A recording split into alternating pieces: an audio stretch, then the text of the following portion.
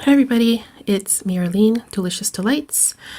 So a viewer recently asked me if I have discovered any new niche perfumes that I have fallen in love with. And the answer is yes. Actually, I have fallen in love with this one a few months ago.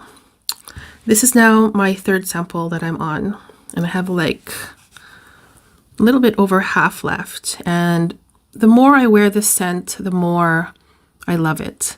And I actually think now it's on my wish list, which is always changing. I have my wish list written down in a notebook, and there have been perfumes on that list that have been there for years and years and years. But I haven't gotten around or bitten the bullet. I haven't picked them up yet. But at the same time, I'm not in any rush. There's a lot of perfumes out there to keep my nose busy with all the new releases, and I'm also testing some old vintage scents as well. And yeah, I just added this one to the list. I should also add that in my wish list, I also take off some perfumes sometimes, because sometimes I fall in love with something and I think that I want a bottle, but after some time, maybe some months, I would change my mind. So it happens like that all the time. But anyways, this is Molton Brown, Sunlit, Clementine, and Vetiver Eau de Parfum. There is an EDT version of this, which I haven't tried. I only tried this Eau de Parfum version of it. And it, in my opinion, is like the perfect unisex citrusy summer scent. It's also very good on performance, which is kind of rare, especially when it comes to citrus scents. Usually they last like an hour or two, maybe three. This one actually lasts very well, at least on me, on my skin. And yeah, bonus points for that for sure. So this one was released in 2024. The nose is Julie Masse or Masse. I'll just read out the notes here quickly. The top notes, mandarin orange, clementine, and lime. Middle notes, iris, hazelnut, and fig. Base notes are bourbon vetiver, moss, and suede. So let me just spray this on a test strip here so I can sniff along as I talk about it. Okay.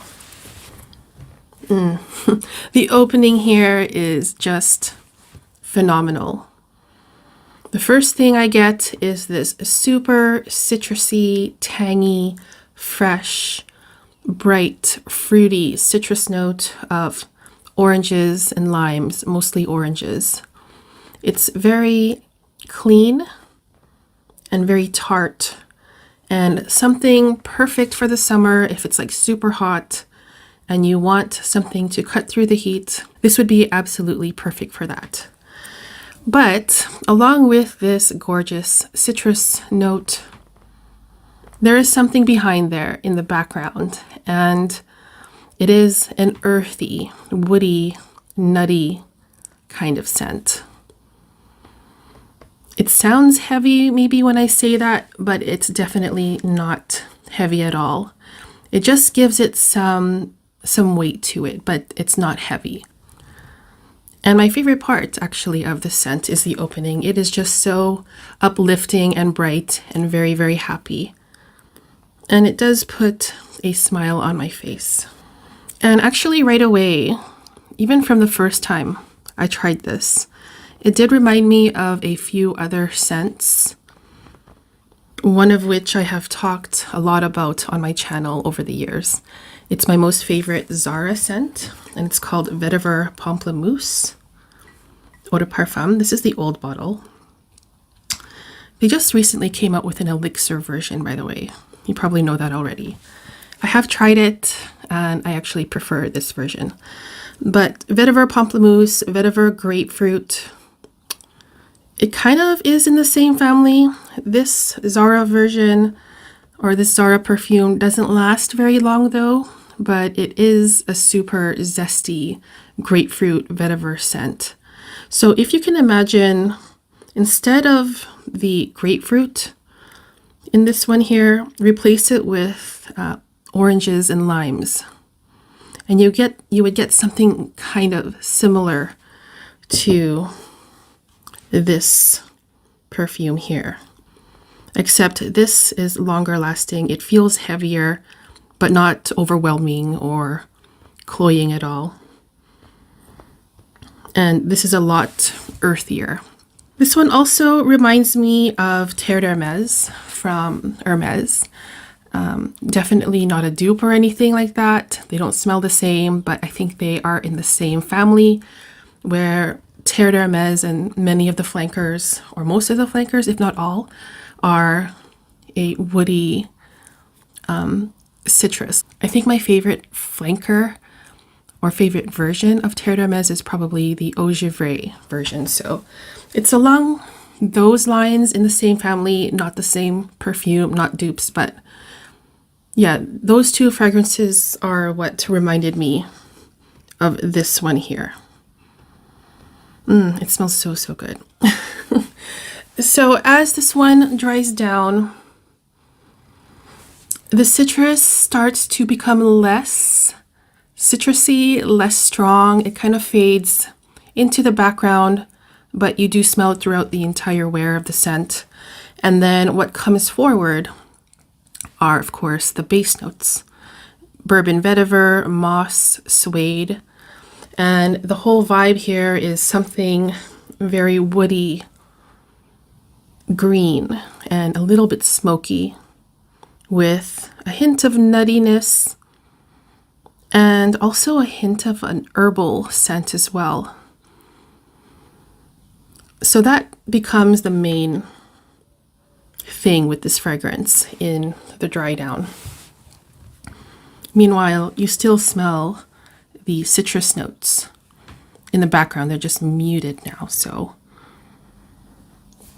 the imagery that I get with this scent is walking through a forest full of orange trees and lime trees. And imagine that some of the oranges, especially the ripe ones, have fallen onto the forest floor. And then as you're walking, you're stepping on some oranges and some limes. And so you would get that very big burst of orange and lime, which is super juicy and tart and citrusy. And it kind of mixes in with the forest floor. So there's some wood, some branches, some earth, some soil. It kind of mixes in there and you get this gorgeous, natural smelling, realistic smelling, citrusy woodiness. And I just love this. It is so, so pleasant, this scent here. It feels cozy and warm, but also bright and fresh at the same time.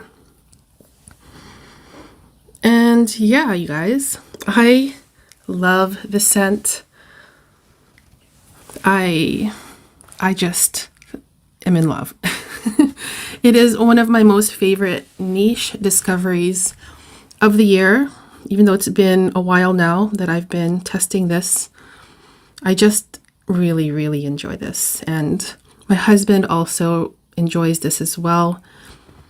If I do end up getting it one day, we will be sharing it for sure. Because to me, it doesn't really lean either way, masculine or feminine. It's just the perfect scent, the perfect summer unisex scent that actually lasts. So yeah, that was my review of Molton Brown, Sunlit, Clementine, and Vetiver Eau de Parfum. There are some very nice scents from this collection, but from what I have tried, this is my favorite. If you guys have tried this, I would love to hear your thoughts on it down in the comments. Also, if you have tried the EDT version, what did you think of that one? And also, one more thing.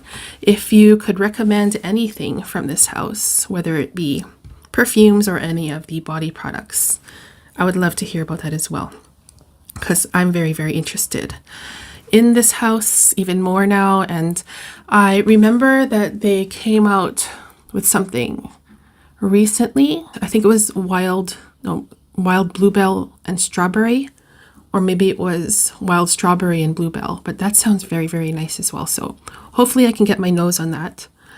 But yeah, that was my review. I hope you enjoyed it. Thank you so much for tuning in, and I'll see you very soon in the next one. Take care. Bye-bye.